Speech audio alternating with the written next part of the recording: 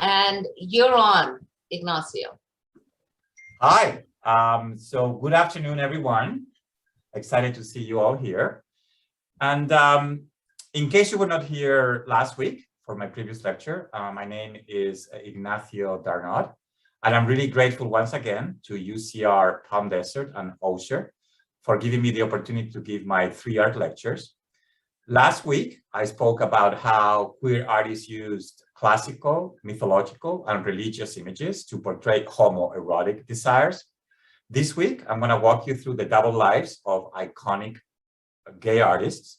And next week, please don't miss it because you're going to love it, is I'm going to be revealing the secret codes that queer artists use in their work so they can express their sexuality in a way that was not seen by everyone, just by some few people without risking any kind of punishment. And I think that's going to be an eye-opening lecture as well.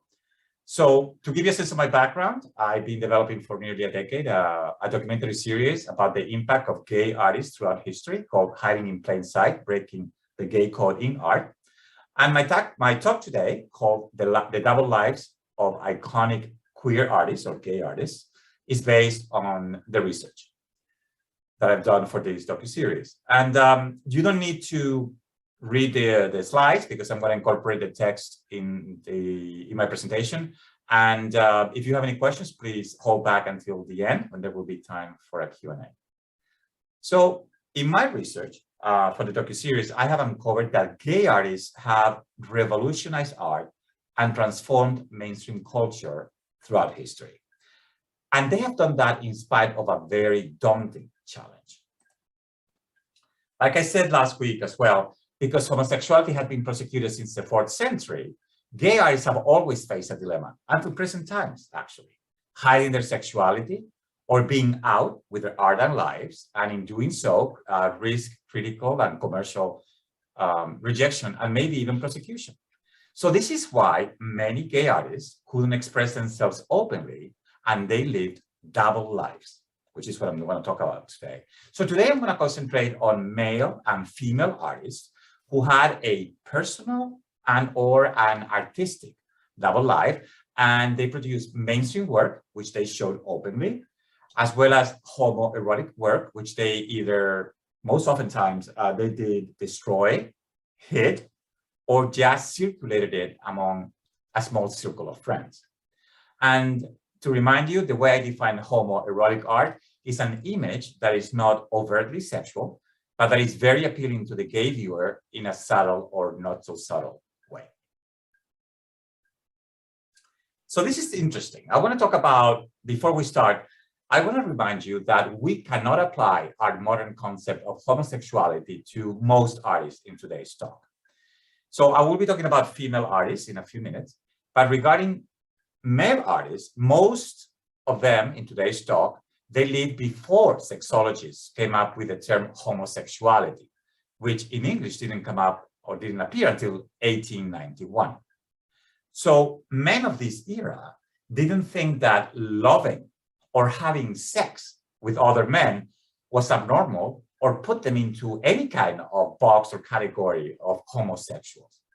Getting married, having a family was a duty, and it was expected, and in no way, shape, or form it proved any kind of exclusive interest in the opposite sex. Here are some very moving photos from a book from the 1850s, from a book called Loving, and I really like them, particularly this one, that the couple says not married but willing to be. And historians define 3 stages in the definition of same-sex affection between men. So up until the early 19th century, it was called friendships. Then the revolutionary queer poet Walt Whitman came along, and he talked about manly friendships, fond, loving, pure, sweet, strong, and lifelong. So he upped the ante. And then, like I explained in the last lecture, with the Oscar Wilde trials and the emergence of homosexual identity around 1895, then the term was homosexual love, once and for all. So the artists I'm going to be talking about today, they produce work with homoerotic feelings. They probably had relationships with other men, And we could apply the label homosexuality or homosexual to them, but again, this is a modern term. Probably it's more appropriate to refer to them as queer, which is a wider umbrella. So let's get into it. Let's talk. I'm going to walk you through the double lives of very important artists, for instance, Caravaggio. So Caravaggio's sexuality and turbulent life, which was full of sword fights and murder, is shrouded in mystery. There are no letters that remain from him, and he was accused of sodomy by a rival. However, the documents that remain from him show that he had at least 2 relationships with women and nothing recorded about other men. In this, one of his early portraits, called Self-Portraits as BEAUX, so this is himself, he establishes in this painting his trademark, a half-naked, sensual male youth in an erotically provocative pose. And in this painting, he adds some erotic wings that you may notice. The kind of phallic-shaped knotted sash and the 2 peaches alongside the grapes on the table. So he was already kind of being provocative in the way he did his work. So soon after the painting, he met a very handsome 16-year-old called Mario Minetti. He took him home to live with him, and Mario posed for many of his iconic paintings, including this one called Boy with a Basket of Fruit. And in this painting, Caravaggio reinforced his trademark, this idea of a realistic and provocative adolescent, male adolescent, emerging from the darkness with an open sexual energy. So from the very beginning of his career, Caravaggio was a rebel. He completely revolutionized religious art by avoiding the traditional mystical figures we are familiar with, and instead using real models painted from life in everyday settings. So this immediately set him apart from his contemporaries and his predecessors, particularly at a time when the church condemned nudity and pagan themes in art. For instance, when he paints St. John the Baptist, he paints him young, attractive, and nude. So, and he has none of the attributes that we're familiar with in regards to St. John the Baptist, the reed, the baptismal vow. So he is a complete disruptor, and the real influence for him is one of the nudity that Michelangelo painted in the Sistine Chapel. And this really kind of reveals, exposes the true source of Caravaggio's devotion, which is male beauty. So I'm sure you wonder, how did Caravaggio get away with these provocative images in these repressive times? So this brings us to the patron who opened the doors to a double artistic life for Caravaggio. His name was the Cardinal del Monte. So this cardinal, who was one of the most influential arbiters of good taste of the time, he offered Caravaggio room and board in his palace, and he got Caravaggio his first public commission, 3 huge paintings in a Roman church. This is one of them, that made Caravaggio a star in the art world. So there is no evidence of either Caravaggio or Del Monte being homosexuals. What we know is that Caravaggio never painted a female nude, and that Del Monte commissioned Caravaggio to paint sensual street male youths, which the cardinal knew personally and most probably fancied. So Del Monte commissions Caravaggio to paint this image of Bacchus, for which Mario Minetti posed. And in Caravaggio's version, we see a lounging model who is inviting us into the scene while his robe is erotically slipping off. So Caravaggio is using the myth of Bacchus really as a facade to counter for its lasciviousness. But he can't stop himself from bringing to life naturalistic elements such as the mattress or his dirty fingernails that are hugely provocative for his time. So keep in mind that these paintings that he did were not for public consumption. He created them for Del Monte for private consumption. So, and then Del Monte invited friends to his home, to his palace. So he shared it with a network of wealthy friends who knew the models, and this opened new commissions for Caravaggio, including this painting, Love Victorious of Cupid, that was so provocative that the patron who owned it and commissioned it had to hide it at home behind drapes. So in the year 1606, Caravaggio has to flee Rome because he killed a man in a fight. So after that, he sent this kind of emotional painting of David with the head of Goliath, in which he painted himself, a self-portrait, as a beheaded Goliath. He sent it to the Pope, admitting his own guilt and asking the Pope for clemency. What is really sad is that Caravaggio died simply at 38 years old while he was waiting for this pardon to arrive. And after he died, Del Monte, interestingly enough, didn't commission an official biography of Caravaggio or a monument or any kind of, something to glorify him, probably because Caravaggio was very provocative. And Caravaggio's creative life lasted less than 2 decades. He had no pupils. However, he became an instant icon, and he had followers all over Europe, copying his dramatic chiaroscuro technique. What I find fascinating is that in spite of the obvious homoerotic details in his work, which I just showed you a few of them, the first study to openly discuss it didn't appear until 1971. So that's it for Caravaggio. And we're moving to a very different artist, one of my favorite artists, in fact. His name is Singer Sargent. And I'm going to talk about today about the triple artistic life of Sargent. So Sargent was the preeminent portrait artist of his era.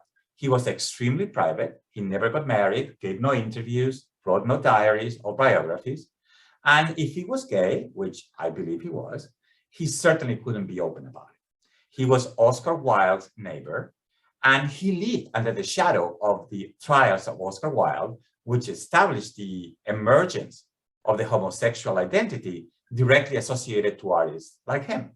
And also the emergence of laws that brought in the criminalization of male gay activities. So obviously, in this context, he couldn't be open about his homosexuality. And you're probably familiar with the best known facet of Sargent's career, which is the astonishing portraits like Madame X. But today, I'm going to talk to you about 2 other creative lives of Sargent: his veiled homoerotic work, as well as his blatantly homoerotic images. So I still remember over a decade ago, here in Los Angeles at the LACMA Museum, how I saw across the room this little painting, which dazzled me with its veiled homoeroticism. And when I went to see who painted it and I saw it was Singer Sargent, I was shocked. I didn't expect that from him. But then soon after, I went to Boston to a retrospective of the artist, and I saw many images like this one with a veiled homoeroticism. And in fact, it is this discovery that marked the beginning of my research for my documentary that launched me into this pursuit of the importance of queer artists throughout history. So really, this is a seminal painting for me. So if we believe one of the sitters who posed for Sargent, Sargent's gay life in Paris and Venice was, as the sitter described it, positively scandalous. And according to the sitter, Sargent was obsessed with Venetian gondoliers, like this one, who at the time were famous for attending to tourist sexual propositions. And like I said, he painted many beautiful images of gondoliers. But what is interesting, in 1921, he got a huge commission to do the murals for the Boston's Museum of Fine Arts. And just like I explained last week, just like the Sistine Chapel allowed Michelangelo to create homoerotic male nudes, Sargent chose classical, religious, and mythological images for his Boston murals because these allegories were the perfect cover-up to portray homoerotic images. For instance, this about Chiron and Achilles, which is a myth that I discussed last week, or this one about Perseus and Pegasus. So like I say, having these images allows him to express or to depict homoerotic images without anybody having anything to say against it. These are other images from his murals, like Apollo and his chariot, Ganymede, that I spoke a lot about last week, Sphinx and the Chimera, and this blatantly homoerotic image for no reason whatsoever here in the murals. But while he was preparing the murals, Sargent, who was 60 years old at the time, noticed Thomas McKellar, an hunky 26-year-old African-American elevator operator in his hotel. So Sargent, then and there, told Thomas that his physique would have artistic value and offered him, right then and there, to model for him, which Thomas did for nearly a decade. And in this decade, Sargent transformed his African-American muse into white, classical gods and goddesses in his murals. So the Isabella Stewart Gardner Museum in Boston did a recent exhibition on McKellar as Sargent's muse, which got a huge amount of attention. And the central image of the exhibition was this provocative nude, which, in spite of being one of Sargent's most poignant and beautiful paintings, he never exhibited in public. And in fact, it remained in his studio until his death, when Sargent's sisters kind of got rid of it under the table. And in fact, it wasn't known until very recently. So what is extraordinary about this painting is that it is not related to any of the murals in Boston. And the pose, this provocative pose, has no mythical or narrative justification for its blunt sexuality. The preeminent Sargent scholar said that this is the painting that confirmed his sense that Sargent was gay. So after Sargent's death, dozens of intimate, openly homoerotic male nudes surfaced. These are just some of them, and they are just astonishingly beautiful.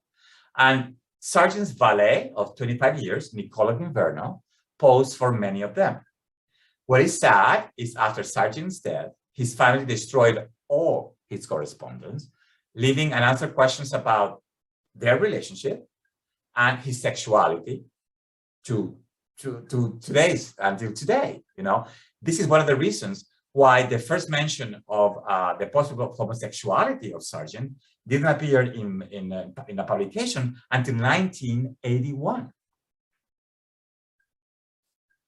And I also want to show you some of Sargent's blatantly homoerotic work. I saw this watercolor in an exhibition outside of London a few years ago, and I was literally awestruck by its blatant homoeroticism with the naked man with a cigarette, you know, that is usually indicate as after having sex. And, you know, when I went to see the description, of course, it completely ignored the homoeroticism. So, which is what museums usually do. They just pretend that there's nothing there. And this is another watercolor that he did the same year. And the main scholar of Sargent said in a way that I really like, the conflict between Sargent's public career and his repressed sexuality provides the key tension in his art and gives us more insight into his work than the asexual bachelor married to his work label that is used by many biographers. And when I saw his murals in person in Boston, and I saw particularly these two, Orestes pursued by the Furies and Hercules fighting with the Hydra, I couldn't avoid thinking that they were both a metaphor of his struggle with his repressed homosexuality. from this one, the way he's being searched by these female figures, or the way Hercules is fighting with this multitude of phallic hydras. So again, that's my interpretation, but I don't know, for some reason I found it obvious when I saw this in person. So that's it for Sargent. And now I'm going to talk to you about something that is a really fun topic, which is the romantic female friendships in the 19th century. So to give you a sense of how same-sex female relationships have been regarded throughout history, during the Renaissance, sex was only considered sex if there was phallic penetration. So sex with, between women was not even discussed. The English law that I talked about last week from 1885 that brought in the prosecution of male homosexual acts didn't include female because lesbian sex was unimaginable at the time. So while gay men were being prosecuted for being sodomized, and the general perception was that it was inconceivable for gay men to have a loving relationship, sex between women was not even considered sex. So romantic friendships between women, even when there was sex and love letters, was considered a harmless diversion, which kept these women away from trouble until the right man came along and awakened their sexuality. I know it's laughable, but that really is how it was. And these close relationships between women who lived together were called Boston marriages. And this is named after the famous book by Henry James, The Bostonians. And these relationships were considered respectable. In fact, it was much more scandalous for a woman to live alone. And it wasn't until the late 19th century that sexologists started looking into these Boston marriages and articles about lesbianism started appearing. But again, not until the late 19th century. So it is in this environment that we encounter the work of the photographer Alice Austen, who lived with her female partner for 3 decades. In this iconic photo called the Darned Club that she took at her home, Austen shows herself with 3 friends, and they are framed as 2 embracing couples, which is really out there for the time. And in this also famous photo called Through the Eye, she shows herself with a friend smoking, which is an act that women at the time would have been arrested for. So now I want to talk to you about the double life of one of the greatest female painters in history, Cecilia Ball, whom you may know or not know. And one critic of the time said that Miss Ball wasn't only the greatest female painter of modern times, but the best that ever lived. A little bit exaggerated maybe, but she was really an extraordinary painter. And Cecilia couldn't identify herself with the word lesbian because it carried an indecent connotation, even if she had relationships, sexual relationships with other women. Instead, she called herself one of the 19th century's new women. So these are women who rarely married and who explored education and careers that were generally denied to women. In one of her most famous paintings called Twilight Confidences, she shows an older woman looking at a younger woman. And this was a coded visual representation of her true sexual desires. So the love of Cecilia Ball, the love of her life was Dorothea Gilder, who was the daughter of a couple of patrons. Dorothea was a young woman who had a major crush on Cecilia, who was a celebrity. And in a beautiful example of these double lives that I'm talking about, Cecilia sent Dorothea 2 kinds of letters.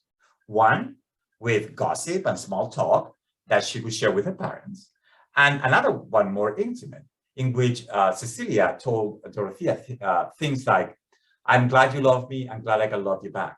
I'm longing for the farm, just you and I, that dear warm spot and your loving arms." What is interesting is that in spite of their passionate letters and all the portraits that Cecilia painted of Dorothea, Cecilia barely mentioned Dorothea in her autobiography. So now I'm moving on to an artist that I'm sure everybody's familiar with, Frida Kahlo. So, but my guess is you're not going to know a lot of her real life. And Frida's many love affairs with men and women had a tremendous impact on her art. So she married the famous artist Diego Rivera in 1929. They divorced 10 years later, and only to remarry again in 1940. But to avoid problems, this second marriage, they agreed to be celibate, but it was as troubled as the first marriage. However, they remained married until Frida died in 1954. And I'm sure you've seen photos of like this one of the loving couple.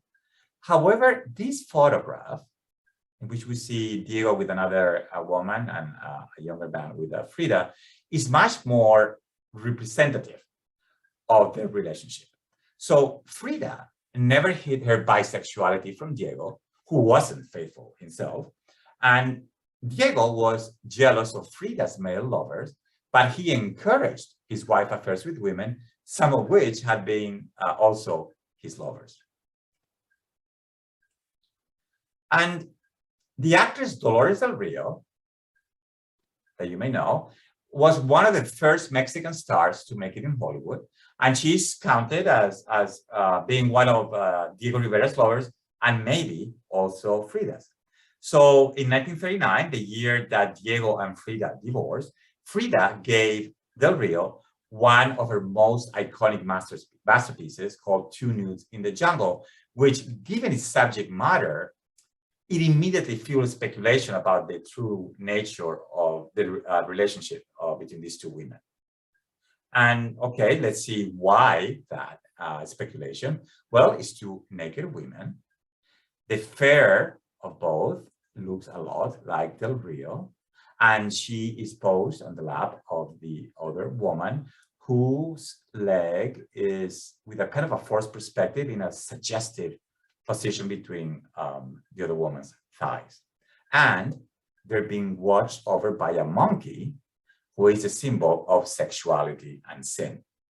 So while this is one possible explanation, one of the things that made this painting a masterpiece is that it has many other layers and possible readings. For instance, this could honor their friendship, or it could be a metaphor not of same sex, but of self-care. Or it could be simply an image of Frida's double identity. She was the daughter of a German father and a Mexican mother. So this would be a visual representation of her mestizo and European roots. So the famous actor, Paulette Goddard, was also one of Diego Rivera's lovers. In fact, Diego proposed marriage to her, which she refused. And this was one of the reasons of Diego and Frida getting divorced in 1939. Diego wanted to paint Paulette nude. She refused, but she agreed to pose clothes. In this, you can see them in this photo. And in this mural called Pan American Unity, which you can now see in San Francisco, we see Diego and Paulette holding hands, planting a tree in a very loving situation. But next to them is Frida. So this idea of the love triangle is an overt theme in the lives and the work of both Diego and Frida. So whatever the circumstances, Frida and Paulette remain friends. And a year later, Frida gave Paulette this beautiful still life called the Flower Basket.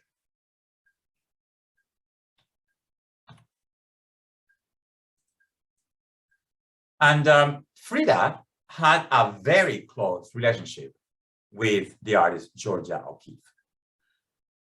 Both women met in 1931 at the opening of a major retrospective of Diego Rivera's work at New York's MoMA. And Diego, in that event, bragged that his wife had been flirting with Georgia O'Keeffe. And the fact is that the two women had many things in common. So they were both fearless, flamboyant, and they both dressed in striking ways outside the mainstream feminine vogue. And they both pursued artistic careers while they were married to men who were older, unfaithful, and powerful artists. So in a way, no wonder that they were immediately attracted to each other. Frida looked very closely at the work of O'Keeffe, an art star who nearly doubled her age. And this painting of Magnolias by Frida is clearly inspired by Georgia O'Keeffe's work. But what is interesting is that in Frida's painting, kind of hiding, there is an open calla lily. The calla lily was Diego Rivera's favorite flower. So possibly, even in her work, Frida was acknowledging right then and there the idea of a love triangle between her, Diego, and O'Keeffe. So in 1933, Georgia O'Keeffe had a nervous breakdown and she had to be hospitalized. Frida wrote her many letters, and in one of them says, "I thought of you a lot and never forget your wonderful hands and the color of your eyes. I would be so happy if you could write me even 2 words. I like you very much, Georgia." So that's a letter from Frida. And that same year, Frida wrote a letter to a friend in which she said, O'Keeffe was in the hospital for 3 months. She went to Bermuda for a rest. She didn't make love to me that time, I think on account of her weakness. Too bad. So it's hard to tell the relationship that they really had, but these 2 letters are, in my opinion, very revealing. And the fact is that O'Keeffe and Kahlo stayed in each other's life until the end, and O'Keeffe went to visit Frida when she was very ill in Mexico in 1951. So that's it for Frida. And we're moving now to another artist, Tamara de Lempicka, which you may know or may not know. And so Tamara, here she is, very glamorous. She was born in Poland, and her idyllic life in St. Petersburg kind of came to an end in 1917, when the Russian Revolution forced her and her husband to flee Russia, leaving all of their possessions behind. So eventually they settled in Paris, but with a life of poor immigrants that took away their lavish lifestyle. Tamara was a very determined woman. She pursued a career as an artist, and with her heightened sense of self-promotion, her Greta Garbo looks, and her beautiful glamorous costumes, she swiftly ascended into the bohemian Parisian society, and she established a reputation for as a great portrait artist.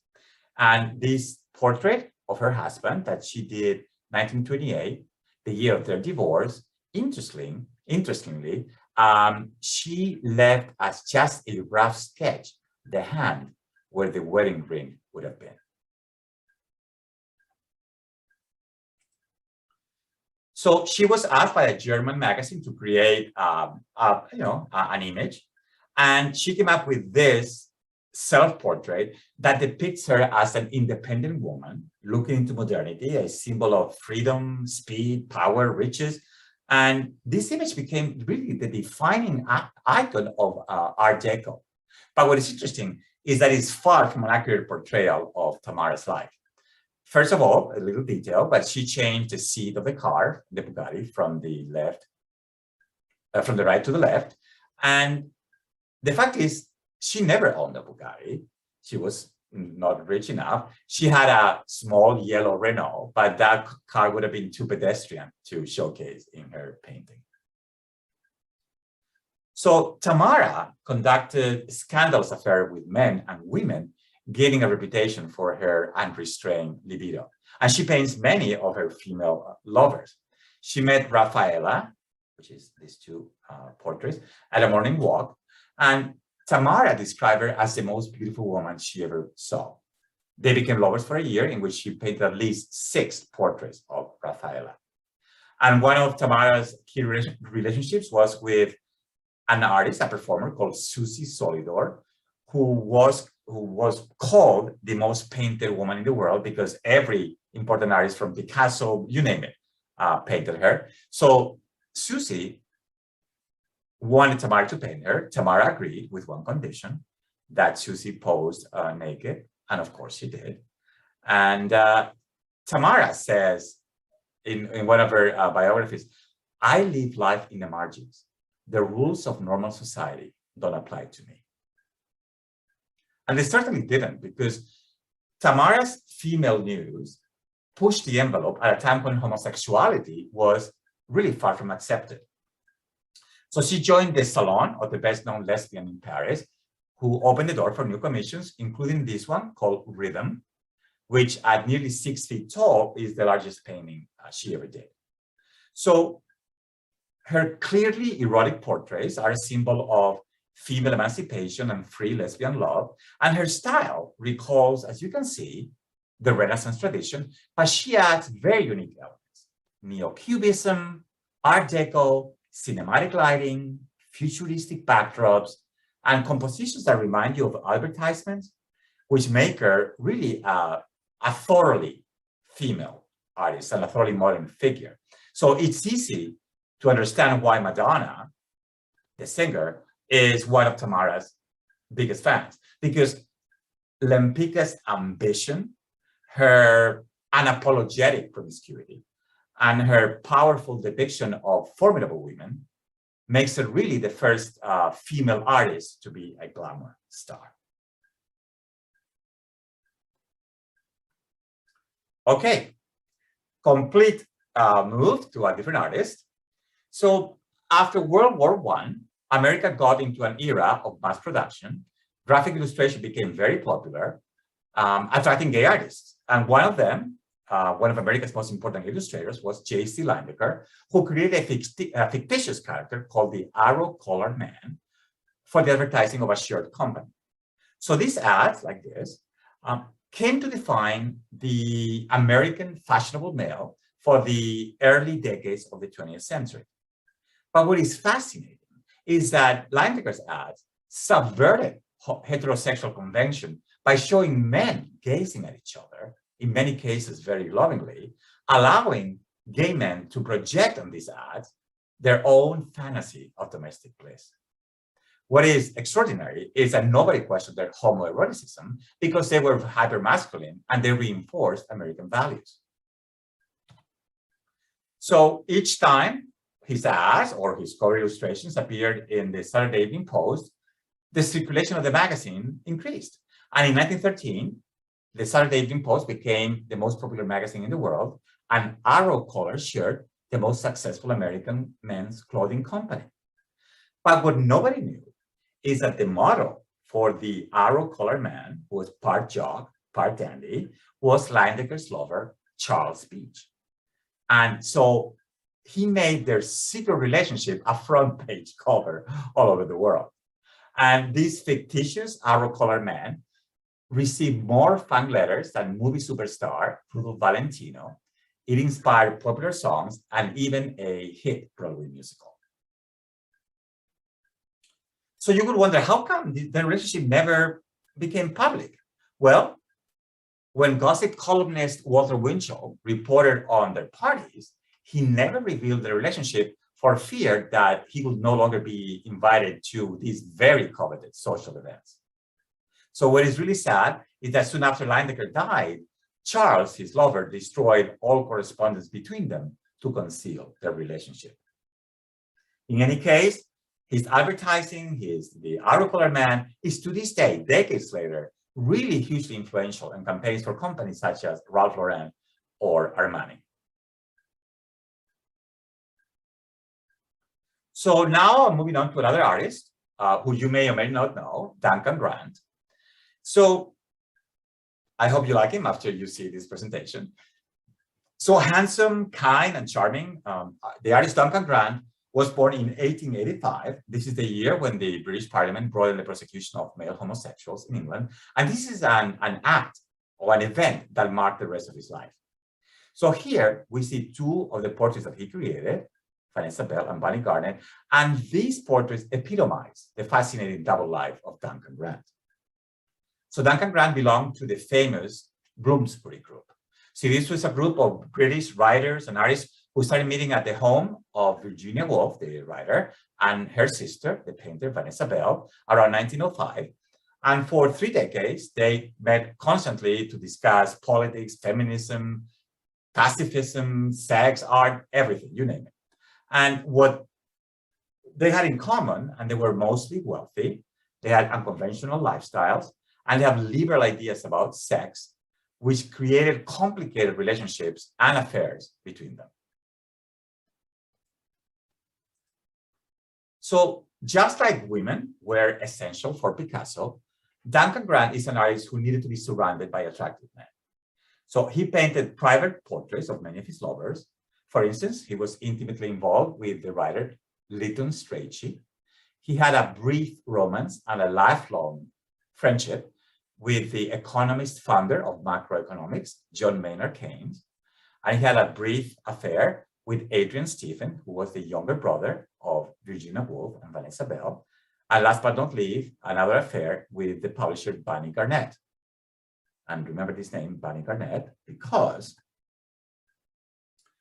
Duncan's deepest emotional and artistic relationship was with the artist Vanessa Bell. It really lasted for 5 decades until she died in 1961. So she offered him stability because she respected his homosexuality. And meanwhile, Vanessa thought that Duncan was a genius, and she loved his personality that she defined as amusing, odd, and totally dependable. So Duncan, according to all accounts, Duncan and Vanessa had sex only once, and their single encounter produced a daughter, Angelica. And when Angelica turned 24, she married Bunny Garnett, unaware that he had been her father's lover.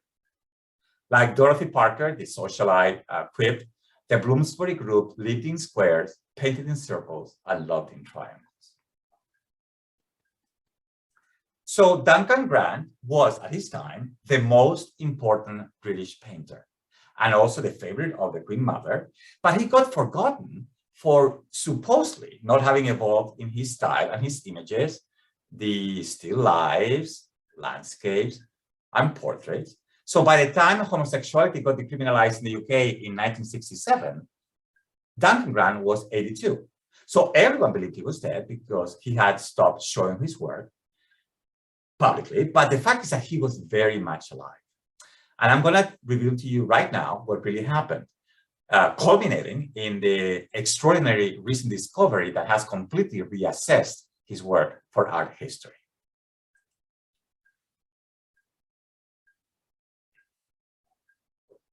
So last year, a big announcement stunned the art world.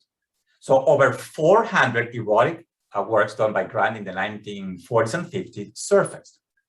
So the story goes that in the late 70s, Grant asked a friend to go to his studio in London and to get a folder that was under his bed marked private, that it was being eaten by mice. So when his friend opened the folder and found dozens of sexually explicit, interracial, gay work, he nearly fainted. So in fact, when Duncan Grant's daughter Angelica heard about these drawings, she unsuccessfully tried to destroy them. So these erotic, explicit drawings show a vibrant sensuality that the remainder of Duncan Grant's work didn't have. And this idea of having a black man and a white man as absolute equals in lust and love was revolutionary at his time. Duncan Grant's motto was never be ashamed. So since this came to light in the 1970s, for the last 50 years, this collection of erotic drawings has been passed from lover to lover, friend to friend in secret, and the latest owner donated them to Charleston, the home where Duncan and Vanessa lived for nearly 5 decades, which is now a very important museum. And just to end with Duncan Grant, he was the longest surviving member of the Bloomsbury group, and he lived until he was 93.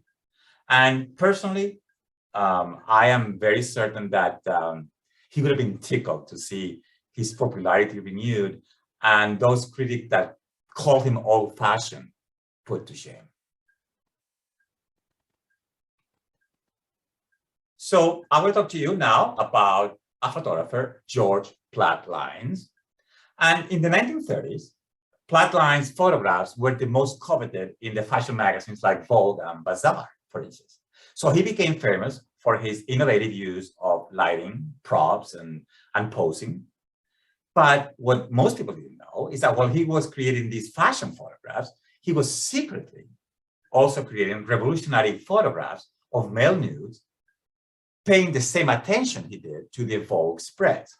So Platt Lines considered his male nudes his most important work, but because homosexuality was criminalized, he had to hide them, give them to friends, or publish them under a pseudonym.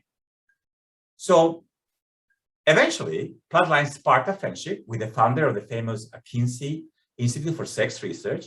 Kinsey was very interested in researching homosexuality, and in fact, Kinsey attended several of Platt Lines' photo sessions. So before Platt Lines died, he destroyed many of his fashion negatives and bequeathed his male nudes to the Kinsey Institute for two reasons: to preserve them and to make sure that this was the work he got remembered for. And in a sad coda to his life story, he was very ill when this happened, and he had to travel by train to hand deliver these negatives to Kinsey because he was afraid that if he sent them by mail, he would have been charged with pornography. And his dream came true because just like he wanted, Platt Lines is now famous for his secret male nudes, which decades later have become hugely influential for modern photographers. This is just one of his photographs and how he inspired, you know, a shoot by Adam Levine or by a trans personality. So again, he eventually got his desire of being recognized for his secret homoerotic photographs. And now we're moving on to the last artist of today's talk, is Andy Warhol. I'm sure everybody's familiar with, but I think I'm going to reveal things to you that you're not aware of. Warhol had a very complicated relationship with his homosexuality, which he referred to as his problem. He camouflaged his sexual identity all his life. He was never completely out or in the closet. It really depended on the circumstances. So he said, the minute you label something, you can go back. And this duality created two very distinct artistic careers for him. So Warhol moves to New York in the early 50s to work as a commercial illustrator. So during the very homophobic McCarthy era, he channels his swishness into elegant drawings of shoes for advertising campaigns, which get him awards, recognition, and open doors. So just at a time when abstract expressionism was taking the world by storm, and artists like Jackson Pollock were creating bold, massive, abstract canvases like this one, Warhol was rejecting the predominant macho ideals and started developing his identity as an artist, for instance, with simple drawings of men in drag like this.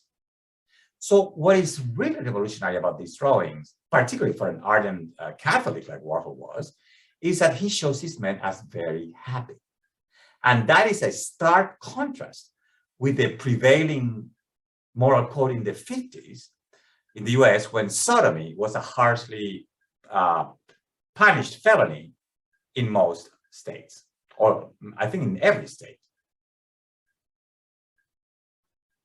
So during these years, Warhol creates over 1,000 simple and whimsical ballpoint pen drawings of men that have a brazenly gay content. So away from the tyranny of magazines, art directors, Warhol can finally be free in these drawings. So he draws from life images of beautiful boys and male couples in rapturous embraces. So when asked about his sexuality, he was always evasive. He says things like, oh, sex is so hard and messy. If you fall in love with someone and never do it, it's so much more exciting. So one of the theories is that these erotic drawings enabled Warhol to sublimate his unexpressed sexual desires at a time when it could have been really too dangerous to consummate.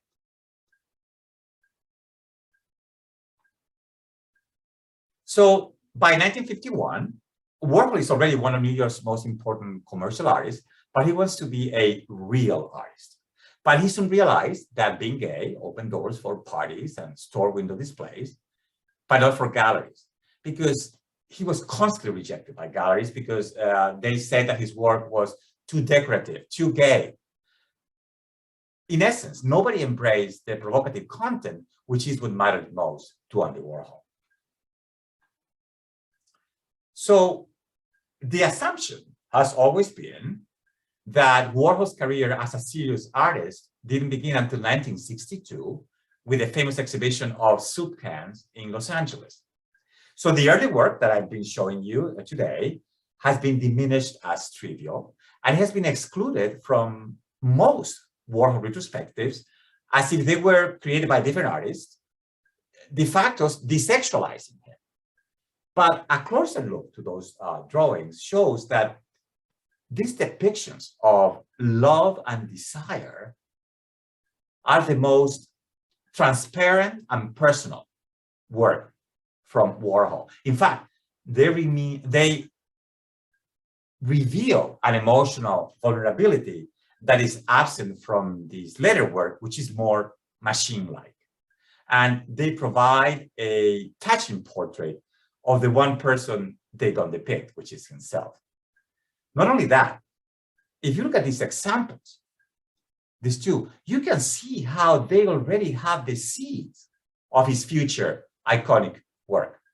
So in any case, however, realize that this queer work would only be embraced by a gay ghetto, which is far from what a ferociously ambitious artist like him intended. So after 1959, Warhol doesn't create any of these, and in fact destroys many of them. And this is when the new artistic life of Andy Warhol begins.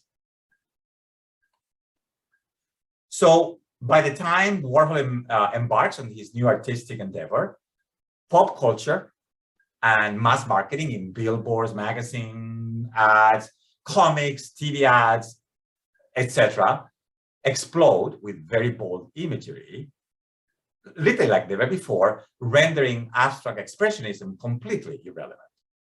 So in this new artistic life, Warhol takes the advantage of these pop images. But what is fascinating is that his homosexuality goes from explicit to encoded. So in this 1960 drawing of Dick Tracy and this 1961 of Popeye and Superman, he is portraying what appears to be straight, powerful archetypes. However, that's just on the surface. Warhol later revealed that these three characters were erotic turn-ons for him as a young man. So his homosexuality was encoded. So while the movies, as you know, he also directed movies, he created during this new artistic phase were completely openly gay, Warhol's graphic work avoided explicit statements about his sexuality because he wanted to protect his image, his fame. So he goes from boys kissing, which had very limited appeal, to soup cans, which are universally loved and known. And he creates large images of masculine icons like Elvis or female icons like Marilyn Monroe. And these images have multiple meanings depending on who is viewing them. So his gay sexuality is there, but it's obscured, coded.